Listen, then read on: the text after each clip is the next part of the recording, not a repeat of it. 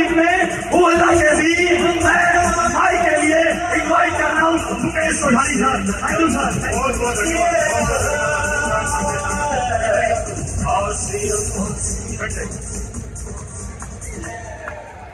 सुबह से बहुत ज्ञान की बातें हो चुकी है और ज्ञान हमारे से कोसों दूर है। मैं कोई ज्ञान की बात नहीं करूंगा, मैं अपने जीवन के एक्सपीरियंस आपके सामने रखने जा रहा हूं। आईआईटी का जो इंस्टीट्यूट है वो दुनिया का माना हुआ इंस्टीट्यूट है और पूरी दुनिया में कई ऐसे इंस्टीट्यूट है पढ़ाई के जहां से बड़े बड़े योद्धा निकले। लेकिन जब स्टडी को चेक किया तो पता चला कि अभी तक एक भी ऐसा व्यक्ति जो कभी किसी भी यूनिवर्सिटी के मेरिट में आया है वो दुनिया की 100 बड़ी कंपनियों के मालिक में से नहीं है। जो मेरिट में आया है वो 100 बड़ी कंपनियों के मालिक में से नहीं है। और मजे की बात है, जो भी मेरिट में आया है उन 100 बड़ी कंपनियों का ही सीईओ। आज हम उसी का विश्लेषण करने जा रहे हैं। इस बिजनेस में मैंने बहुत नजदीक से देखा है, बहुत ज्यादा नजदीक से देखा है। एक व्यक्ति है, हमारे मित्र हैं एमपी के डॉक्टर साहब, नाम नहीं बता रहा हूं, थोड़ा गड़बड़ हो सकता है इसमें। 16 साल पहले इस बिजनेस में आए थे, 15 साल से रॉयल्टी अचीवर है और वो इस बात को गर्व से बताते हैं। 15 साल से रॉयल्टी अचीवर है, कभी रॉयल्टी उनकी टूटी नहीं, लेकिन रॉयल्टी से आगे भी कभी गए नहीं। पूर्व में जिस कंपनी की डायरेक्ट सेलिंग में गए थे वहां पर उन्होंने सिल्वर का लेवल हासिल किया। जब मैं उनके ड्राइंग रूम में गया तो वहां पर मैंने 1000 किताबें देखी जिनको वो पढ़ चुके हैं, 1000 से ज्यादा टेप देखी जिनको वो सुन चुके हैं। जब मैंने ट्रेनिंग लेना चालू किया तो मैं जिस वर्ड को भूल जाता था वो डॉक्टर साहब पहले ही उसको बता देते थे, लेकिन वो रॉयल्टी से ऊपर नहीं है। लेकिन एक एग्जाम्पल और देखा, जो बिहार के गांव में पैदा हुए, पढ़ाई से अनपढ़, अभी भी अंगूठा टेक है, हमेशा आईफोन रखते हैं और वो भी सबसे लेटेस्ट वाला। अभी उनके पास आईफोन 15 है। पढ़ना लिखना नहीं आता, चलाने के लिए असिस्टेंट रखा और वो इस बिजनेस के रूल भी नहीं चुका है। इनका है 3 लाख से 2.5 लाख रुपए पर मंथ। ये क्या हो रहा है? एक आदमी जिसके पास पूरा ज्ञान है वो आगे नहीं बढ़ पा रहा, और एक आदमी के पास ज्ञान है ही नहीं, वो इस बिजनेस का रूबी पे अचीवर। हम इस प्रकृति को समझते हैं, इस बिजनेस में ज्ञान से ज्यादा लेना देना किसी और चीज का। एक पेड़ से अमरूद तोड़ने का ज्ञान सभी को है। जब आपकी एज 15-16 साल की थी ना, जब अमरूद के पेड़ के सामने से निकलते थे तो खाने की इच्छा होती थी, लेकिन उस पेड़ पर अमरूद तोड़ने की ताकत नहीं हुआ करती थी। क्योंकि ज्ञान होने के साथ साथ अगर काम करने का मोटिवेशन नहीं है तो ज्ञान फिर दूसरों के लिए काम आएगा, आपके लिए काम नहीं आएगा।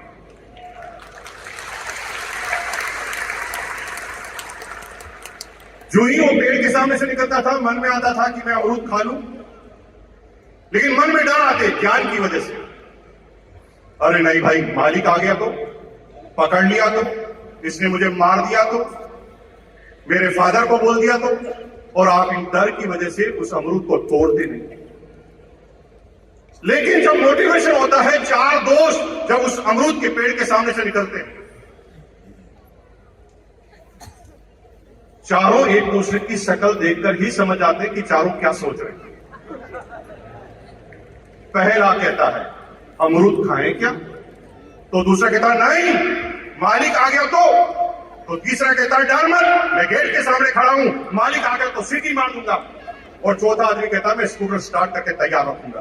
और आप इस समय अमरूद खा ले। आज मैं जो चीज बताने जा रहा हूं उसे बहुत ध्यान से समझने की कोशिश करता हूं। इस बिजनेस में कोई काम आप धीरे चल सकते हैं, सहायक बहुत सारी चीजें हैं, बेसिक है, कोर है, कार्डिनल है, सारे ज्ञान की किताबें हैं, ये बेसिक है। 3 चीजों को मत छोड़ देना, क्योंकि 3 चीजें आत्मा है इस बिजनेस में कामयाब होने की। द फर्स्ट, अगर इस बिजनेस में कामयाब होना है तो माहौल में बने रहना। अगर माहौल में नहीं बने रहे तो आप कितना भी ज्ञान रखते हैं अमरूद खाने का, आप कभी खा नहीं पाए। दूसरा, हमेशा माहौल बनाने के लिए काम करना है। और तीसरा, हमेशा लोगों को माहौल में ले जाना सीख जाना। पहला बोला मैंने क्या, रिपीट करेंगे मेरे साथ, पहला क्या बोला? माहौल में रहना है। दूसरा है माहौल बनाना है। और तीसरा, जो भी टीम में आ जाए उसे माहौल में ले जाना है। क्योंकि मैं अब जिस बात को कर रहा हूं कि 2022 की जो एनिवर्सरी है उसकी घटना मेरी आप बीती बता रहा हूं। 2011-12 में जब आरसीएम 1 साल के लिए बंद हुआ था तो भीलवाड़ा के सारे लोगों को लगा कि आरसीएम बंद हो गया। मेरा एक दोस्त है, नजदीकी मित्र है, हर 6 महीने में एक बार आ जाता है, मेरे टेबल पर बैठा। और जब मैंने बात की कि आजकल क्या चल रहा है, मैंने कहा भाई हमारे को क्या चलना की शुरुआत भी आरसीएम से होती है और रात का एंड भी आरसीएम से होता है, आरसीएम भी चल रहा है। तो उसने मुझे आश्चर्य प्रश्न पूछा, आरसीएम अभी चल रहा है क्या? मेरा दिमाग खराब हो गया। आरसीएम का टर्नओवर हजारों करोड़ पर पहुंच गया और ये भीलवाड़ा में बैठा आदमी मुझे पूछ रहा है आरसीएम चल क्या? मैंने उसको आधे घंटे तक लेक्चर दिया। मैंने कहा आरसीएम का टर्नओवर इतना हो गया, आरसीएम के इतने प्रोडक्ट हो गए, आरसीएम का इतना सिस्टम हो गया, आरसीएम के इतने पिकअप सेंटर हो गए। वो गर्दन हिलाता गया, यस यस यस यस। लेकिन इस कान से सुना, इस कान से निकाल गया। 3 महीने बाद वापस आया, उसे कुछ भी चीज याद नहीं थी। फिर बात चली, क्या चल रहा है? मैंने कहा आरसीएम चल रहा है। उसने फिर पूछा आरसीएम चल रहा है क्या? मुझे भगवान कसम इतना गुस्सा आया। मैंने आधे घंटे तक लेक्चर दिया, उसने फिर वही प्रश्न कर लिया, आरसीएम चल रहा है क्या? और आप भी यही कर रहे हैं, आप भी शब्दों के माध्यम से आरसीएम को समझाने की कोशिश कर रहे हैं। इसलिए कोई आदमी इस बात को मानने के लिए तैयार नहीं है कि आरसीएम चल रहा है। आगे की घटना सुनिए। 2022 की एनिवर्सरी हुई।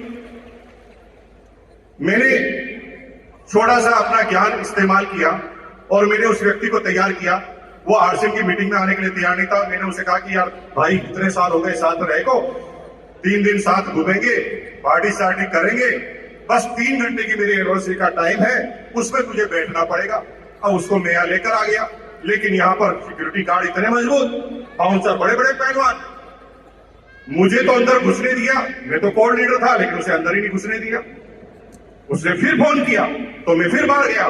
मैंने कहा भाई 3 घंटे की बात है, सिर्फ 3 घंटे, तेरे को मैं बाहर बिठा देता हूं, ऊपर की तरफ बालकनी में बिठा देता हूं, 3 घंटे बाद मैं तुझे रिसीव कर लूंगा। और आपको आश्चर्य कि जब मैं एनिवर्सरी में उसको पीछे से ले गया तो गेट पर ही इतना ज्यादा क्राउड था कि गेट के अंदर घुसना ही संभव नहीं था। मैंने 3 साथियों को लिया, उसकी पीठ पर हाथ लगाया और लगाया जोर लगा के अंदर घुसा दिया। जब वो अंदर घुस गया तो भगवान कसम वो 3 घंटे तक वापस बाहर ही नहीं निकल पाए। निकलना चाहता था, निकल ही नहीं पाया। उसके दिमाग में वो चीजें उसने देख ली जो सुनने से असर नहीं होता था। अब वो भीलवाड़ा में मेरे साथ गया, किसी को उसने पूछा कहां गया था, वो कहा आरसीएम की सेमिनार में। तो सामने वाले ने पूछा आरसीएम चल रही है क्या? तो वो इतना चिढ़ गया, उसके बाद चल रही है, दिमाग खराब किया, सारा अंदर निकल नहीं पाया, बाहर निकल नहीं पाया। 3 घंटे तक पूछेगा चल रही है क्या? एक बार में बात घुस गई। जिन शब्दों से तुम काम चलाना चाहते हो उन शब्दों से नहीं चलेगा। जब तक माहौल में नहीं रहोगे, जब तक माहौल दिखाओगे नहीं और जब तक माहौल बनाओगे नहीं, तब तक आप कामयाब होने वाले नहीं। और अगर इस काम को आपने कर लिया तो दुनिया की कोई ताकत तुम्हें नाकामयाब कर ही नहीं सकती। माहौल बनाना आता है क्या? माहौल बनाना आता है क्या? भाई किसी ने कहा गुरुकुल, आप माहौल में रहोगे सीखोगे। किसी ने कहा कि वृक्ष जो पौधारोपण का कार्यक्रम करना है उससे फिर माहौल बनेगा। आप सेमिनार में आओगे फिर माहौल बनेगा। लोगों के साथ माहौल बनाओगे, रहोगे और माहौल में लोगों को ले जाओगे तो कोई नाकामयाब हो नहीं सकता। हम सिर्फ ये जानना चाहते हैं कि माहौल बनाना आपको आता है कि नहीं आता।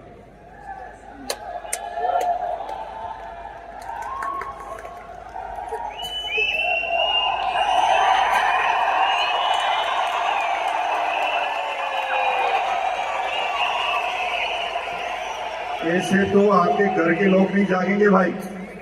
तो किस माहौल की बात करें? खड़े हो जाइए, एक बार खड़े हो जाइए, खड़े हो जाइए। इस पूरे स्टेडियम में जगह जगह शीशे लगे हुए हैं। बाहर जाकर आया तो पुलिस वाले कह रहे हैं कि ये कैसी सेमिनार चल रही है, सारा बाहर तक आवाज तक नहीं आ रही है। मैंने कहा भाई ये बिच्छुओं की बारात है, तुम सरदार का नाम मत पूछ लेना, ये सारे जोश मसीह है। दोनों हाथ बढ़ा करके बोल सकते हैं क्या? बहुत बहुत धन्यवाद। नीचे बैठ जाइए, क्योंकि मैं अब उन माहौल बनाने वाले व्यक्तियों को आपके बीच में प्रेजेंट करने जा रहा हूं, जिन्होंने लगातार माहौल में रहने का काम किया, हर एनिवर्सरी हर फंक्शन को अटेंड किया, गुरुकुल को अटेंड किया, लगातार लोगों को माहौल में लेकर अपनी टीम के ज्यादा से ज्यादा लोगों को बड़े बड़े फंक्शन में बिठाया और हमेशा एक्साइटेड रहे अपनी बात करने के लिए। जी हां, उन्हें कहते हैं स्टार इमरान। स्टार इमरान निश्चित रूप से वो गुरु होते, एक कदम के नजदीक होते, जहां से उनके पूरे कोर बनने का सिलसिला चालू होने वाला है। और ऐसे ही सीनियर स्टार इमरान साथी आज हमारे बीच में मौजूद है। मैं विथ रेस्पेक्ट चाहता हूं कि वो अपनी जगह से खड़े हो जाएं।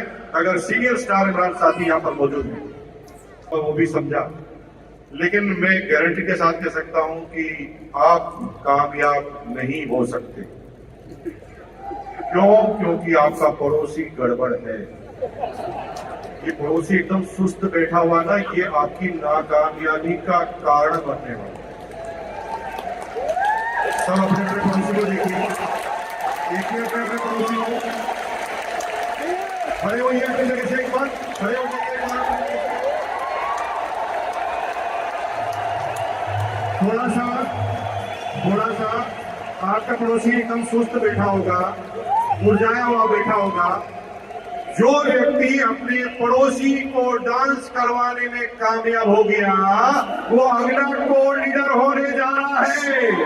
और जिसका पड़ोसी होते हुए डांस नहीं कर रहा है, उसकी जिंदगी में वो कभी स्टार भी नहीं बनने वाला है। तो उसे डांस करने का काम भी आता है। म्यूजिक बजेगा, मैं चाहूंगा मनोज दीक्षित जी की फैमिली भी आए, करवा जी की फैमिली भी आए और एक शानदार डांस करें। और उसके बाद